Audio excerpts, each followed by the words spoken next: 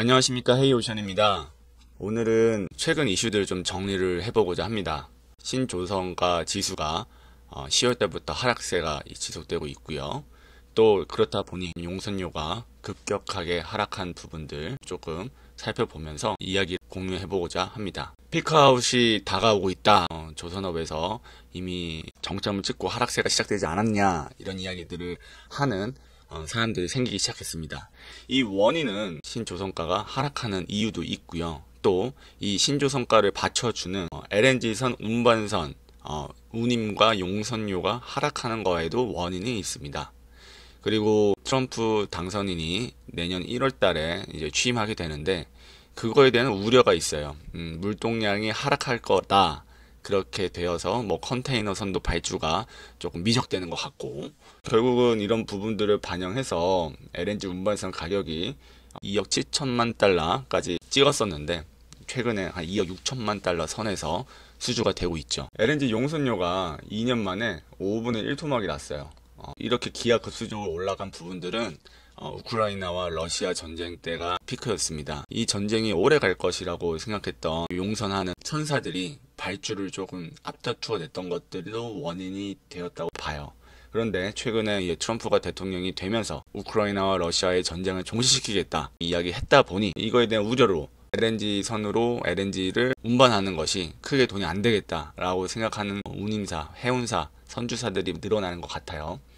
그래서 LNG선 운임과 용선료도 하락 추세고, 이 용선료라고 하면 해운사가 배를 빌릴 때 지불하는 비용이에요. 그러면은 해운사 입장에서는 이 배를 빌린 비용보다 수익이 더 많이 나야겠죠. 근데 이 용선료가 낮아지면 해운사의 수익이 하락이 되고요. 또 신규 선박 가격 하락으로 이어져서 결국은 조선사들도 고가의 배들을 선별 수주하기 어렵다라는 거죠. 아까도 말씀드린 것처럼 말도 안 되는 운임이 나온 적이 있어요. 이 우크라이나 전쟁으로 인해서 유럽에 천연가스가 공급이 제한적으로 낼시죠. 모든 미국의 LNG들이 유럽으로 간다라는 말이 있을 정도로 LNG 운반선 선주들, 용선사들은 떼돈을 벌었었죠. 그래서 이 전쟁이 오래되면 오래될수록 돈을 버는 사람들이 많아졌죠. 그런데 이제 전쟁이 끝나가는 것 같아요. 그래서 유럽도 LNG 운반선으로 비싼 돈을 주고 천연가스를 수입하던 부분들을 다양한 공급망을 통해 가지고 채널들을 다양화했겠죠. 그랬기 때문에 LNG 운반선으로 들어오는 천연가스의 수입량이 줄어들고 있다라는 것들이 이 LNG 운반선 성과에 영향을 미치고 있다 생각을 하고 있습니다. 최근에 이런 이야기들 많아요. 한국조선 시장 점유율 10%대 들어왔다. 부정적으로 이야기하시는 분들이 이런 말씀들을 많이 하는데 요 선박 그 수치만 보더라도 점유율이 2018년에 37.5%에서 이제 18.1%까지 내려왔어요.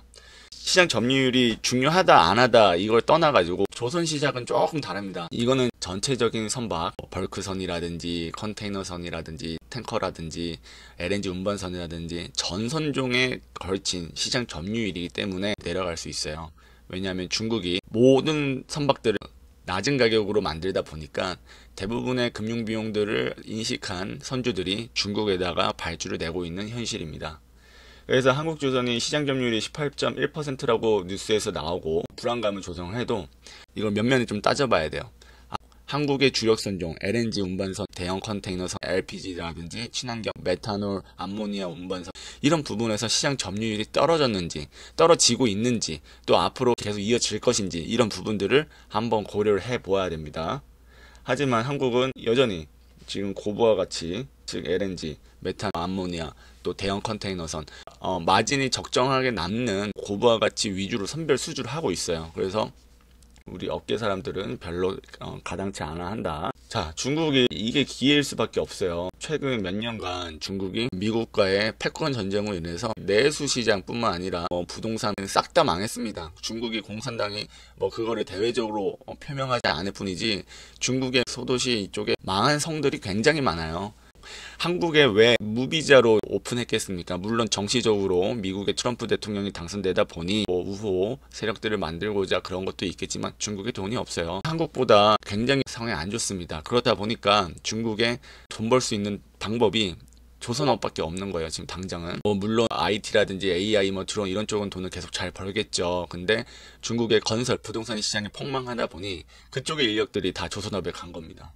인력도 많고 또 배도 발주가 많이 나오고 이렇다 보니 새로운 조선소를 만들면서 수주를 더 받아오는 전략들을 구사하고 있어요. 근데 조선업은 사이클 산업이다. 배는 굉장히 오래 써요. 한번 지으면 최소 20년, 30년 쓴단 말이죠. 그렇기 때문에 한번 발주가 나왔을 때 수주를 하고 또 이런 배들의 발주가 떨어질 때 그동안 벌어놓은 돈으로 기술 개발하고 유지해야 되는 게 조선 산업이라고 생각합니다. 그래서 결국은 한국도 벌크선, 탱커선, 뭐 중국 무대 선박들을 우리가 할 수 있어야 된다. 계속 주장합니다. 조선 3사가 개별적으로 수주하고 영업을 해도 좋은데 전략적으로 탱커라든지 벌커라든지 만들 수 있는 조선소들을 정책적으로 하나는 만들어야 돼요. 그러면 이제 거기서 우리가 모든 역량을 집중해서 그 공장을 스마트화 시키고 벌크선, 탱커선을 찍어내는 표준화된 시스템을 만들어서 중국과 경쟁할 수 있는 그런 시장을 만들어야 됩니다. 근데 정책 당국자라든지 시장에 참여하는 민간 또 컨트롤 타워가 없습니다. 지금 뭐 탄핵 전국에 있다 보니 이런 이야기들 나올 수가 없고, 이 탄핵 전국이 몇 달간 지속이 될 것이고 이런 부분들이 이 조선업의 타이밍을 놓치게 될 것 같다는 생각도 들고 있습니다. 글로벌 수주량이 격차가 벌어지고 있어요. 숫자만 보는 사람들 입장에서는 조금 우려할 수는 있습니다. 하지만 내용을 봐야 돼요. 중국은 69% 육박한다고 하지만 이게 전부 저가 수주, 자국 발주 부분들이 영향을 많이 미쳤다라는 거죠. 해외 선주들, 특히 유럽 선주들, LNG 운반선 선주들은 주로 한국에 발주 많이 냈다. 그래서 나중에 다시 한번 살펴보겠지만 12월까지 집계된 부분들을 정리를 할 때 보시면 아직까지는 한국이 경쟁력이 있다라고 데이터가 말을 해줄 겁니다. 그래서 자국 저가 수주 위주 중국과 대조적으로 한국은 수익성 높은 고부와 가치 선별 수주를 해왔다. 고부와 가치 선박들을 통해서 실적이 빠르게 개선되고 있고 또 강달러로 인한 환차익으로 매출이 조금 더 증가하고 영업이 증가하는 겹경사를 맞은 상태입니다. 그리고 이 시기는 조금 더 길게 갈 거예요. 그렇기 때문에 우려할 필요가 전혀 없다, 그렇게 생각을 하고 있고요. 한국은 이미 3년 이상 수주 잔고를 확보했어요. 만약에 예를 들어서 2년 동안 운임은 계속 내려갈 것이고 발주가 안 나올 것이다. LNG 운반선 2억 7천만에서 2억 5천만으로 안 내리면 발주 안 할 건데요. 우리 그냥 중국에다 발주 낼 거예요. 이런 식으로 수주 잔고가 내려감에 따라 한국도 저가 수주를 할 수 있는 시기가 올 수 있습니다. 그렇기 때문에 지금은 기술 개발, 선주들이 원하는 니즈들을 채울 수 있는 여러 가지 옵션들을 다 공급할 수 있는 그런 상황을 만들어야 돼요. 한국이 중국보다 일본보다 선호하는 이유가 뭐냐면 선주들이 여러 가지 불만 사항들을 코멘트 했을 때 한국은 다 즉각 리액션을 해준다는 게 굉장히 큰 강점입니다. 예를 들어서 선주들이 원래 이 계획대로 말고 라칭 브릿지는 어떻게 해줘, 데크하우스는 어떻게 해줘, 아니면 이것 좀 추가로 붙여줘, 이런 부분들을 이야기할 때 한국은 안 된다는 이야기는 잘 안 해요. 그러다 보니까 선주들이 한국의 조선사들을 좀 선호하는 것들이 있습니다. 그래서 저는 한국 조선의 그 DNA 또 경쟁력이라고 한다면 이런 부분들을 좀 꼽고 싶어요.